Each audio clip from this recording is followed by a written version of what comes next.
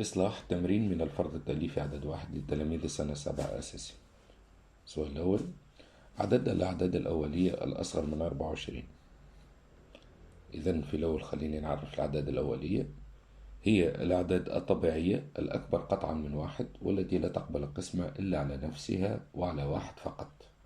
إذن الأعداد الأولية يبدو من 2، اللي هي 2 3 5 7.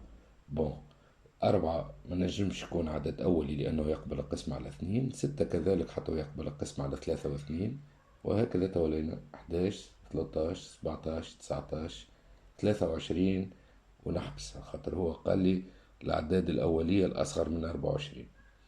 هوني نعدهم، عندي 1 2 3 4 5 6 7 8 9. إذن الإجابة الصحيحة هي 9. 2.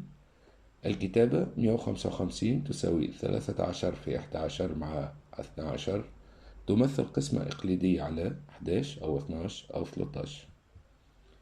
هوني اللي لاحظوا اللي 12 هو الباقي لقسمة 155 على 13 أو 11، ونعلم أنه لا بد أن يكون القاسم أكبر من الباقي لتكون القسمة الإقليدية صحيحة.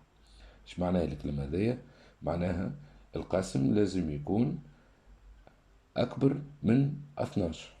هوني 11 أصغر ما تنجمش تكون إجابة صحيحة، 12 تساوي 12 ما تنجمش تكون إجابة صحيحة، 13 هي أكبر من 12، إذن 13 هي الإجابة الصحيحة. ثالثا، في الرسم المقابل ABCD شبه منحرف قائم الزاوية في A و D. إذن الزاويتان ABC و BCD هما متقايستين أو متجاورتين أو متكاملتين. به، متكاملتين لازم نعرف بها. زاويتين متكاملتين هما زاويتين مجموعهما يساوي 180 درجة. لاحظ أنا في الرسم هوني شبه منحرف، عندي BAD زاوية قائمة، إذن 90 درجة قيسها 90 درجة. ADC كذلك زاوية قائمة قيسها 90 درجة. ونعلم أن مجموع زوايا شبه منحرف يساوي 360 درجة. إذن مجموع زاويتين ABC و BCD يساوي 360 درجة إلا 180 درجة، وبالتالي الزاويتين ABC و BCD هما زاويتين متكاملتين.